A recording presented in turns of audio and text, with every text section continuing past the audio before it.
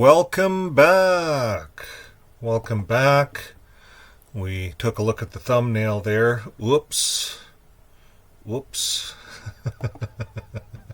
We made our Jesus too sexy. Whoops. So that's what we're going to look at, the broadcast for December. And we're going to get right into this here. The broadcast for December. We're going to move into this. Here's where we got our inspiration from. Today is from Twitter, and this is kind of the comments on Twitter. Thanks to Nash Osborne for getting that out to us, and thanks to Pimi Tupomo who wrote it. And he wrote, "Oopsie, we made our movie Jesus too sexy, and now he's getting harassed to the point where he's no longer comfortable going to meetings and might wake up." And I think you're onto something, Pimi Tupomo. I think you're onto something. We're going to look at this. The governing body update, we're going to look at that today. And it's interesting what's happening. Now, before we get into this, let's look at a little bit of a movie clip here. And we're going to take a look at JWorgs episode 1, For a Certainty God Made Him, Lord and Christ, part 1. Now, we're going to see Jesus get up. You notice he's prominent. We're going to look at how the Jesus character looks. JWorg made a movie star, so let's look at what it looks like.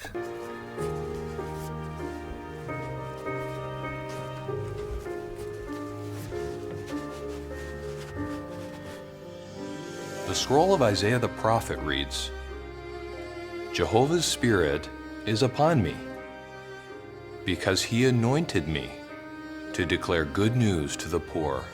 He sent me to proclaim liberty to the captives and a recovery of sight to the blind, to send the crushed ones away free, to preach Jehovah's acceptable year."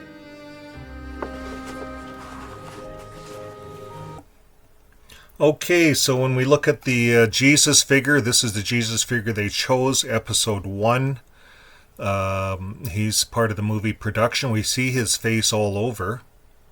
He's famous. Is that really what Jesus looked like, sounded like? These are all some questions that many people have. Well, let's take a dive into this a little deeper. Let's see why the governing body is worried about this Jesus guy, this Jesus they chose. Okay, I wanted to share this screen with you. Just to rewatch it. I inserted this after I finished the whole video. I realized this. If you look at Jesus' neckline, you'll see his chest hairs, and this is the only Jesus where The they're scroll showing of Isaiah the his prophet chest. reads, So it's interesting. I looked at the Mormon Jesuses. I looked at the other characters. Nowhere else are they showing the guy's chest hairs. Like, they're really, look at that. They're emphasizing on the chest hairs. They're really making this guy sexy. So if you look at all the other guys, I'll stop it there. You look at that guy. He has a high up neck collar. All the other people around. See those guys? High up neck collars, no chest hairs. All the people, only Jesus there has the chest hairs. He has a nice lacy white gown with that red scarf over it. Like, he looks like royalty. And he's showing off, the governing body has this Jesus showing off his masculinity and his chest hairs. So I wanted to insert that. You can look at, you see everyone, the little kids looking like, what the hell? Those guys are all looking like, what the hell? Why does he get to show his chest hairs and I don't get to show mine? Like, this is, and Jesus is sitting there and he says, well, it's because I'm Jesus. I get to show my chest hairs. So I don't know what the governing body was thinking of, but all the little kids are watching, the little girls are watching. He's nodding because he wants to someday show his chest hairs. But Jesus, he's masculine. He's different. Everyone else has high collars, except for Jesus. I found that odd. You guys let me know in the comments what you find. We're going to get back to the video. I looked all over. I could not find another Jesus that shows the chest off like the JW Jesus. Anyways, here we go. Okay, so here's the broadcast. It's for December. The broadcast is a governing body update number 8. Everyone watches this. This is only 14 minutes. We're going to play 2 minutes of it. And within these 2 minutes, we're going to show you why the governing body is worried and what's going on with their self-made movie stars. So here we go. But here's an important question. How should we view those who appear in our videos? Those who appear in theocratic videos are dedicated, humble servants of Jehovah. They don't seek fame or glory for themselves. Quite the opposite. They want the glory to go to Jehovah. Thankfully, the majority of our brotherhood maintains this proper perspective. Nevertheless, there's a caution for us as viewers. We must avoid transferring our admiration for the biblical characters to the brothers and sisters who portray them on screen. Instead, we imitate the faith of the men and women recorded in God's Word. How could it affect a video participant if we gave him undue attention, treating him like a celebrity? He could feel embarrassed or self-conscious. This could happen if we asked these ones if we could take a photo with them. It would be even worse if we posted it on social media, perhaps even adding comments. At Jude 16, the Bible condemns those who were flattering others for their own benefit. The footnote on that verse describes this as admiring personalities. Some of our video participants have become overwhelmed by the inordinate attention. Some no longer feel comfortable attending large gatherings of Jehovah's people. It's vital to have the right perspective of those who appear in our videos. Some no longer feel comfortable attending large gatherings of Jehovah's people. Imagine that. Some have even stopped attending the meetings. I think some are waking up, some of these movie stars. Let's take a look at movie stars and see what movie stars deal with. Keneth Cook here, he's a movie star. All of the governing bodies are really movie stars. They are the most famous in amongst the 8.5 million Jehovah's Witnesses worldwide. Keneth Cook and the governing body. But who is higher up than Keneth Cook and the governing body in this pretend arrangement? Because it's all some fictional movie. It's all a movie, folks. And it's made to make us believe in something that perhaps isn't real. So the governing body, they're the instrument that Jesus is using. Well, who's higher? Jesus. Jesus is now higher than the governing body. Jesus can say to the governing body, I can't go to meetings any longer because I'm too famous. Is that what's happening? I'm going to take a look at some common things, some pressures that actors deal with. So being an actor or a creative performer brings immense challenges. And the constant additions, instability of work, entwining of self-worth impacts our mental condition. So anxiety is up, depression, addictions tend to run high among actors. So there's lots of addictions, and that's how they deal with it. So maybe the Jesus guy can't go to the meetings. Maybe he needs medication, has to go see his doctor. I'm not sure. But this is a fact. Competition. So who's wanting all to be the Jesus? So they chose this guy. Now you're a movie producer, and you pick a character, and he's going to be your main character all the way through, what did they say, 5 or 7 episodes, or 9, 18, 12? I don't know. They have a lot of episodes. I think he said it in the production there. Tells you how much I pay attention. But they have a lot on the go here. And have you ever watched a sitcom and halfway through, 3 years, 4 years in, no longer the main character quit? He wanted more money. He held out. I don't know, maybe he had a mental breakdown. They had to cast a new main character and the whole show flopped. That's what happens. So for movie producers, if they lose their, like for JWorg, if they lose their Jesus character, all the way through. Let's say he wants to get married. Well, Jesus was single. This guy has taken a vow of celibacy. He, all the women want him. They're attracted to him. He's pretty to look at, but he can't get married. He can't have those feelings. He's Jesus. So let's look at this.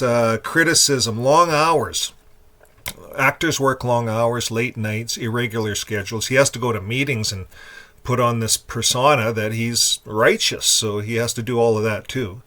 Maybe even get out in the field ministry. I don't know if they have to when they're acting. Mental health. Actors may experience anxiety, depression, and addiction.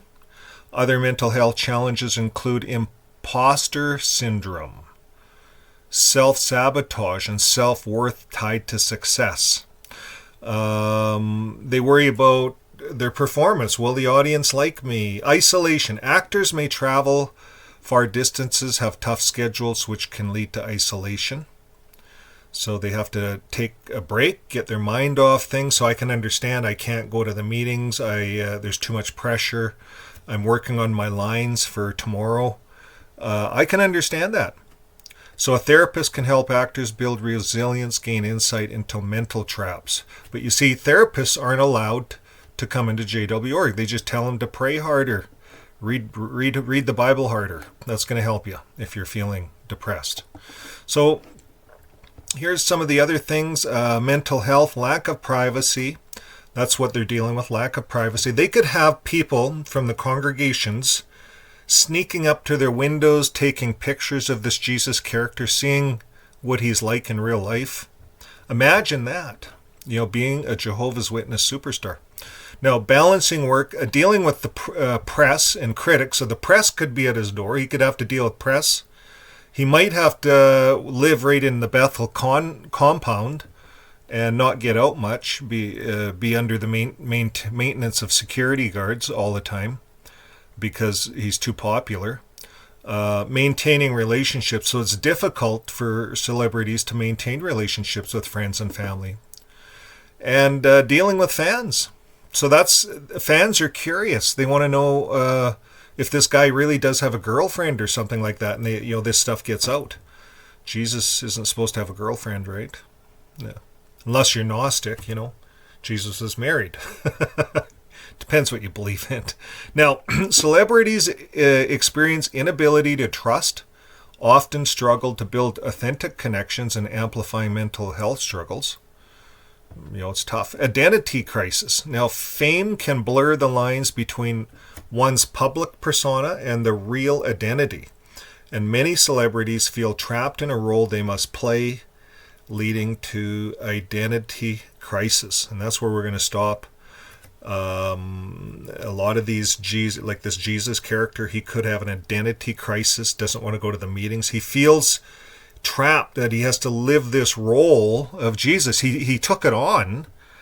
It was exciting at first, but now it is hell.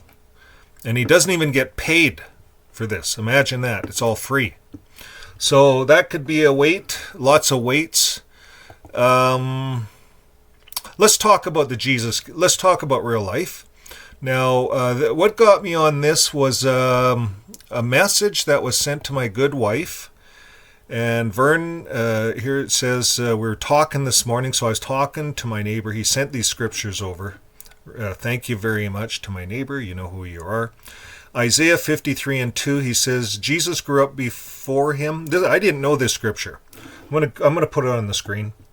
Isaiah 52:3. Let me see if I can blow that up so you guys can see this. So if I didn't see it before, you guys probably didn't see it. Isaiah 53:2. Jesus, grew up before him like a tender shoot, like a root out of the dry ground. He had no beauty or majesty to attract us to him. Nothing in his appearance that we should desire him. So Jesus was prophesied would be an ordinary man, not a beautiful person. 1 Corinthians, does not the very nature of things teach you that if a man has long hair, it's a disgrace to him? Well, have you ever seen the Mormon Jesus? We're going to take a look at that in a bit. Their Jesus has long hair. The Jehovah's Witness Jesus doesn't. But that was one of the things. Here it is, the Mormon Jesus. He has long hair. He's a hippie. The Mormon Jesus, a real nice looking hippie. I think the Mormon Jesus has one of the nicest Jesuses out there. I used it in some of my videos. You'll see. Someone called me on it and said, "You used the Mormon Jesus." Well, the Jehovah's Witness Jesus wasn't around yet, so I was waiting on that one, I guess. So that's a good point. Jesus didn't have long hair. It was a disgrace. In Exodus 20:4, it says, "You shall not make yourself an image in the form of anything in the heaven above or on earth below." So, yeah, we're making an image of Jesus, a godlike image, right? Should we be doing that? Good point. Matthew 2:23, "And he went and lived in a town called Nazareth." So was fulfilled in what was said through the prophets that he would be called a Nazarene, not a Nazarite. A Nazarite can grow their hair long. Jesus was not a Nazarite. He was a carpenter in this little town called Nazareth, and he was a Nazarene. So that throws out the long hair stuff. The Mormons lose. Okay, so what did Jesus really look like? Jesus, he just looked like a normal guy back then. Maybe, like this guy here I pulled up. Just a normal guy. That's what Jesus probably looked like. Now, I pulled up some stuff here. There's nowhere to know exactly what Jesus looked like, but scholars and historians, they figure his skin color was olive, honey skin, similar to most people. Hair color, dark brown or black hair, may have been curly. Eye color, likely brown. And Jesus may have been around 5'5", which was the average height back then. So he kind of fit in just like a normal guy. Now, when we look at the Jesus, the Jehovah's Witness Jesus, could maybe get away with it. But I noticed he stood out. He wasn't normal. He had a really deep voice. And if you notice Jehovah's Witnesses, they present their Jesus always in a prominent way. He has either a white cape, or when people are surrounding him, he's different. He stands out, the Jehovah's Witness. And most Jesuses and most stories stand out, of course, as the main character of the story. But in real life, Jesus didn't stand out, because the Romans came to the Garden of Gethsemane and they said, "Hey, we don't know who this Jesus is," because he doesn't stand out. He's not like he's dressed different and he has long hair and he looks like some godlike guy. No, he was kind of an ugly guy, according to historians. He just fit in, not that people were all ugly back then, but he was just a normal guy. That's all he was. You see, Jehovah's Witnesses, the Mormons, they make Jesus look like he's some prominent figure, and that's not what the historians say Jesus was. In fact, the Bible, we read the scriptures from my neighbor here, shows us that Jesus was going to be just an ugly guy. So if they really wanted to fix this whole problem, they would follow the Bible. Where's those scriptures? It shows it was prophesied that he would be just like a normal guy. He had no beauty or majesty to attract us. Nothing in his appearance we should desire him. So if they want to fix this problem, follow Isaiah and pick the ugliest guy in the circuit. Pick the ugliest guy. Pick it. Let's say this is the circuit. Okay, you're the governing body. Let's go down the list. Okay, who are we going to get? Who's going to be our new Jesus guy? We got to get a guy, the ugliest guy that's going to fit in of that time. Not long hair, but just fit in. So they start going down the list looking for the ugliest guy, the most normalist, not a well-spoken guy either. And what's going to happen? Well, their whole movie industry is going to flop. You see, that's what happens. Because the main characters are always made to look prominent and beautiful and all those things, but that's not the real life of this. Okay, so I think we're done here. JWorg, you want to fix your problem? Follow the Bible. Follow Isaiah. Not beauty. That's not what you want. So Fire your Jesus guy. He's depressed. The girls are all chasing him. He can't go to the movies or the meetings anymore. Fire him and get the ugliest guy out there. Get the and do that with all the characters. Make them all normal. And you will have solved your problem, JWorg. Okay, well, that's all I have for you today. And until next time, keep living your life with love. See you on the next video. Bye for now. And keep those questions coming. They're excellent. See you later.